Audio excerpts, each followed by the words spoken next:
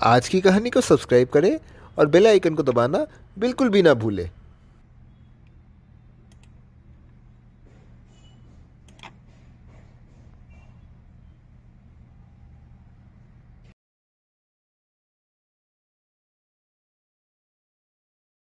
यहाँ विजयनगर नाम का एक राज्य था। उस राज्य के राजा कृष्णदेव का जन्मदिन था। राजा के दरबार पर बहुत चकाचौंध लगा हुआ था। उस दरबार को अच्छे से सजाया भी गया था। राजा को कई उपहार भेंट के तौर पर दिए जाते हैं। राजा को कई प्रकार के तोहफे मिलते हैं, जिनमें से कुछ सुनहरे घड़े भी दिए जाते हैं। राजा अपने कर्मी को एक घड़ा महल में ले जाने को आदेश देता है।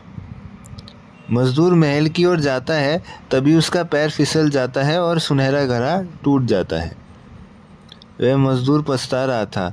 उस घड़े के टूट जाने के बाद आसपास के लोग इकट्ठा होने लगते हैं।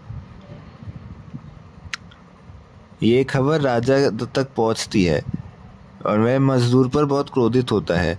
वह उस पर फांसी की सज़ा सुनाता है और उसको फौरन कैद कर दिया जाता है। मजदूर रोने लगता है। तभी उस जेल के अंदर एक और मजदूर था।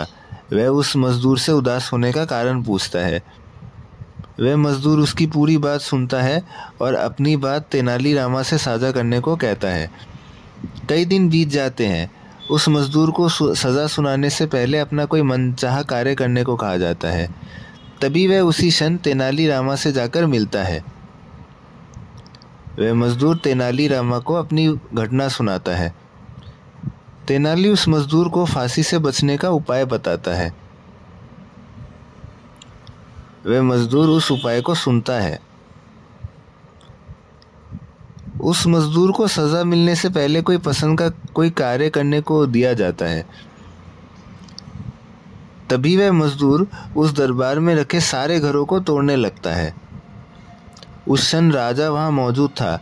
वह मजदूर को टोकता है, तुम पछताने के बजाय सारे घरों को तोड़ रहे हो। वह मजदूर उत्तर देता है, मेरा ऐसा करने से मेरी तरह बहुत सारे मजदूर इस सज़ा से बच जाएंगे। ये बात सुनकर राजा को अपनी गलती का एहसास होता है और मजदूर की सज़ा टल जाती है।